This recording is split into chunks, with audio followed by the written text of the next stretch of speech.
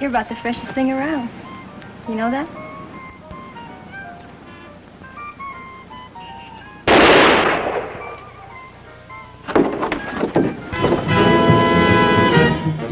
It's 1961, you're at home watching your favorite gritty cop show, The Asphalt Jungle, and in this week's episode, someone is stalking the city, shooting young women while they're out on dates with young men. Who is the culprit? Well, some viewers at the time, and many scholars today, read the killer as a sexually repressed lesbian who's attacking these women out of jealousy over their attentions to men. But is that really what's going on here? Let's talk about that. But first, hello, I'm Stephen Capsuto, and for many years I have researched the history of queer images on American television, mostly 20th century TV, which is what my book Alternate Channels is about, but these videos also include more recent portrayals. Today we're heading back to the early 60s for an episode of The Asphalt Jungle titled The Sniper. And we're going to try and figure out why so many people read this character as a gay woman, and discuss how she fits into the ways that queer and implicitly queer women were often portrayed in 20th century entertainment. The Asphalt Jungle was a one-season police drama starring Jack Warden about cops who investigate organized crime.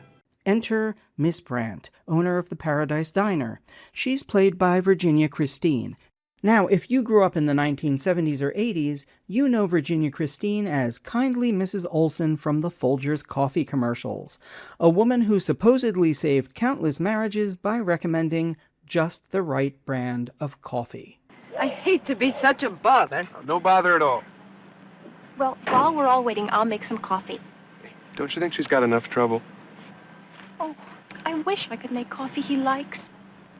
I find you have to start with the right coffee, so I always use Folgers. That's good coffee. There's one more problem. What? We're gonna have to get a bigger pot. Who knew relationship counseling was that simple? But in The Sniper, she plays a much more uptight character. Miss Brant is a maternal figure to the young women who work for her, but she's also incredibly possessive and moralistic. And she harbors great contempt for the young men who come into her diner, and especially for the young women who make out with them. Boy, anybody who works here, you think you own them, don't you? I'm getting a little tired of your taking up the time of every waitress I've had in here. Susan, Mattie Farnham, all of them.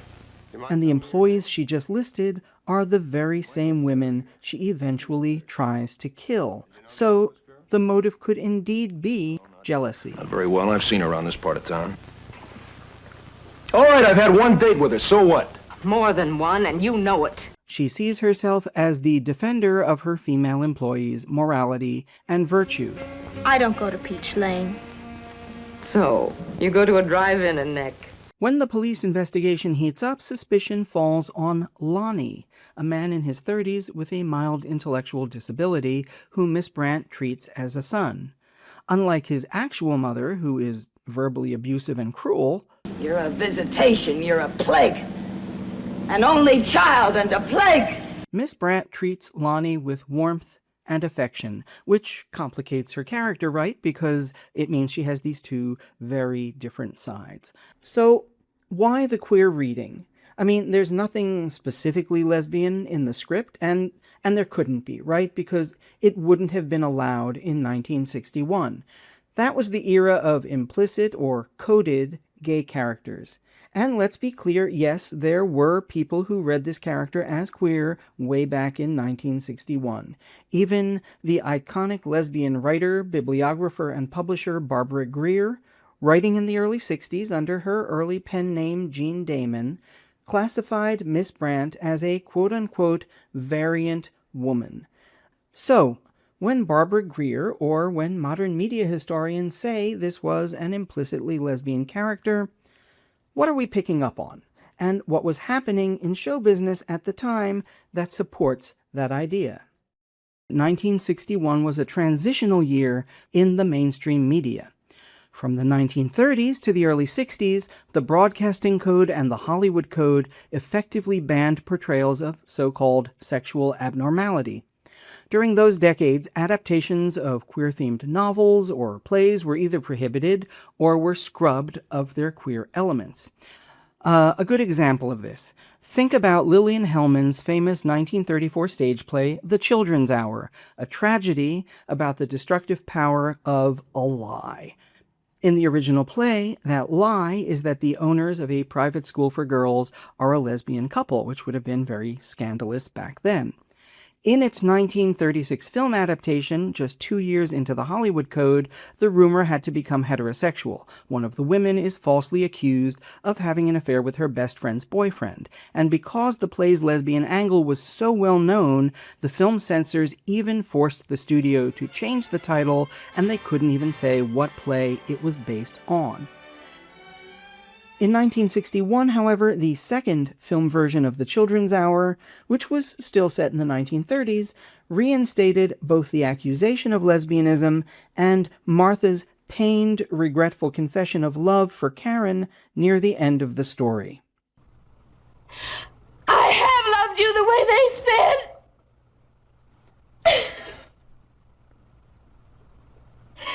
There's always been something wrong. Always, just as long as I can remember.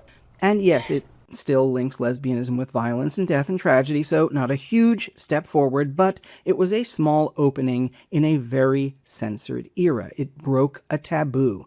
And that happened the same year as this episode of the Asphalt Jungle. So the subject was in the air. And this was also the same year that the groundbreaking film Victim opened, which ended the ban on openly gay main characters. But that was all happening in the movies, and this is television, and television was a much more heavily censored medium than cinema back then. TV could acknowledge queerness indirectly, but only through hints and stereotypes. In a comedy or drama script, you couldn't come right out and say, this woman is attracted to other women, so you had to drop clues. Where gay male characters on TV were concerned, those hints tended to be humorous.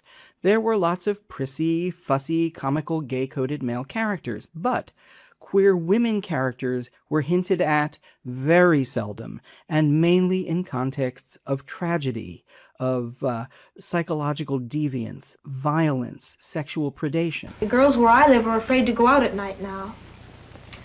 I don't blame them. Susan, maybe you ought to move in with me for a while. People who read this character as a lesbian point to her obsessive possessiveness toward the young women who work for her. Come here. Why'd you wear your pink blouse anyway? You look much prettier in that. Every customer says so. And, like the detectives on the show, the original viewers probably assumed the shooter was a socially awkward man who had a creepy obsession with pretty young women who were not sexually available to him. So, when the perp turns out to be a woman, what did that imply to savvy TV viewers in 1961? And think about other ways that this character is coded. Gives me a creepy feeling. I don't get that often. I've been making my own way in the world too long now to be scared of things like this. In that era, a middle-aged woman who has always been self-sufficient, self-supporting, with no interest in having a man in her life, who is callous enough to pull off this kind of crime, and who is proficient with a high-powered rifle, that sort of depiction was often shorthand for a rejection of femininity, which was a common trope used to hint at lesbianism. And there's also the 20th century quote-unquote killer lesbian stereotype, where a character's violence is framed as a result of her allegedly twisted, so-called unnatural desires. And American TV viewers would see that type of portrayal fairly often from the late 60s until the mid-80s. Again... Well, who's going to be next, huh? And again...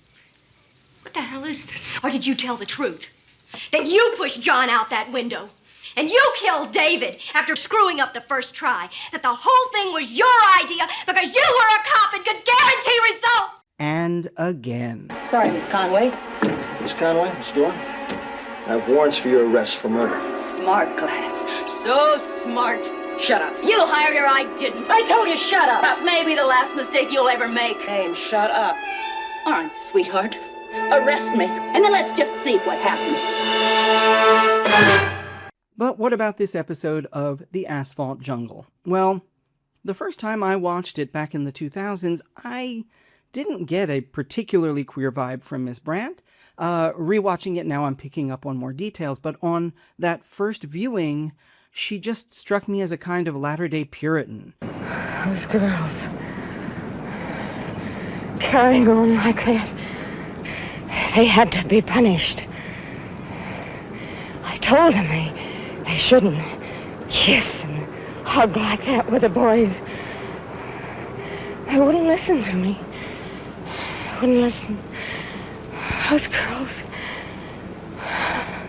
Her dialogue is steeped in the language of cleansing and purity. She doesn't necessarily seem to want these women for herself.